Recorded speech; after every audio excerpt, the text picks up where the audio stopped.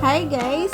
For today's video, tuturuan ko kayong gumawa ng sisig sardines.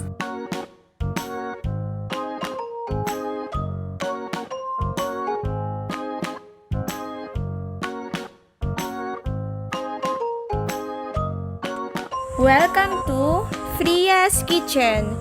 Please subscribe and click bell button para lagi kayong ma-notify sa aming next video.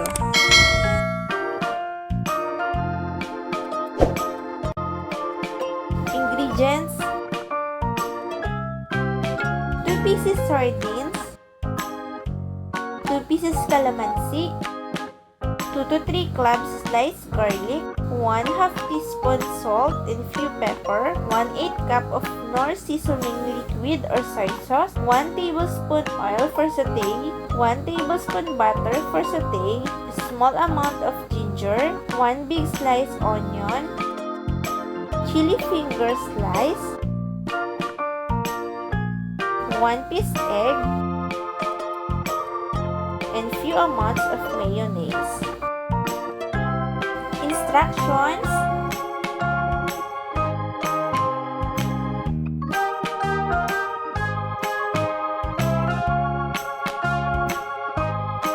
alisin ang sabaw ng sardinas at iset aside muna.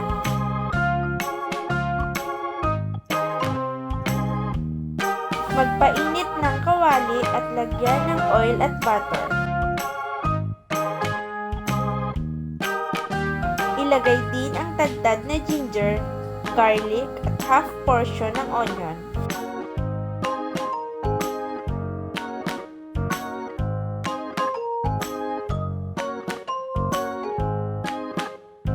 Igisa itong mabuti sa loob ng 1 minuto.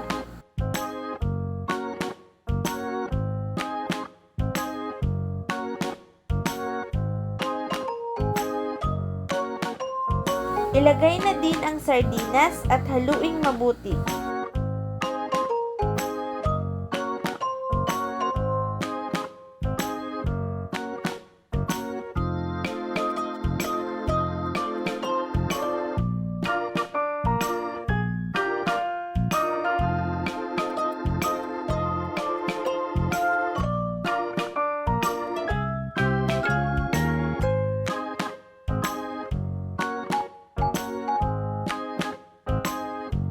Timplahan ito ng asin, paminta, at Knorr seasoning.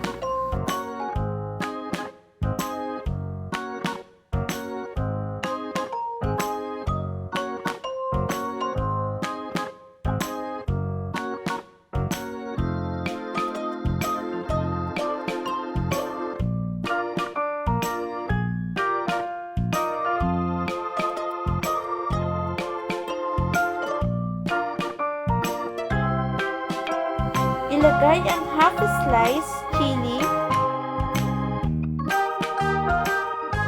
at haluin ito hanggang maluto at dry.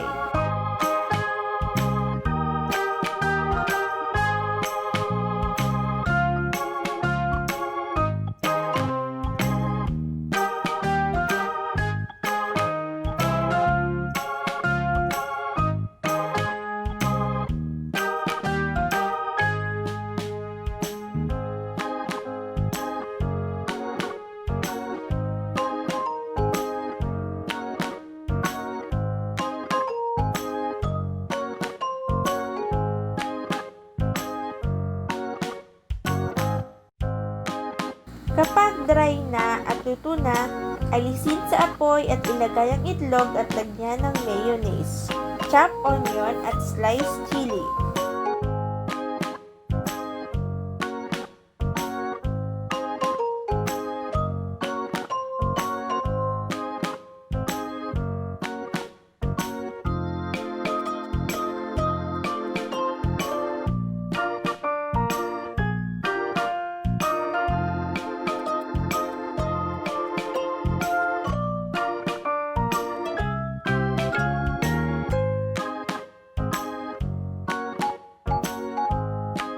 Tapos na natin gawin guys ang sisig na sardinas.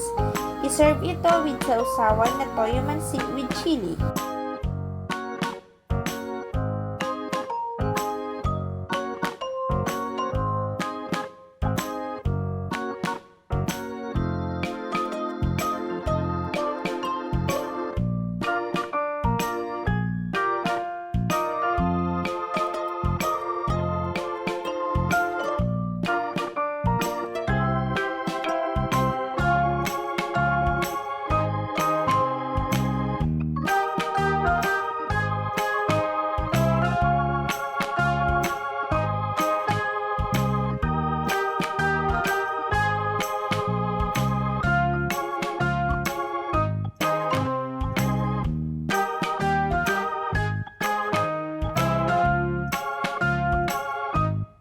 Thank you for watching! Kung hindi pa kayo nakakapag-subscribe, please subscribe na at i-click ang bell button para always updated kayo sa aming new video. Thank you! Bye!